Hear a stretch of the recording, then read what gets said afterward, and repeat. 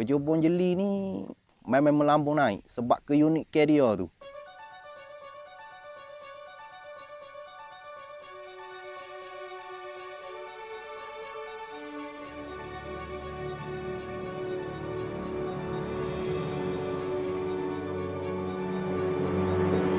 Bukan diiktirafkan di negeri Kelantan sahaja, terkenal sampai ke luar negara dah.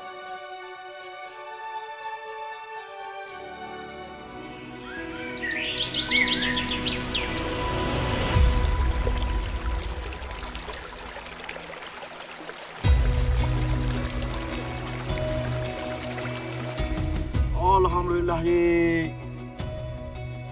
Bagi bersih, Yik. Bagi. Naik kira. Kalau kita nak compare dengan emas, batu permata ni lebih berharga daripada emas.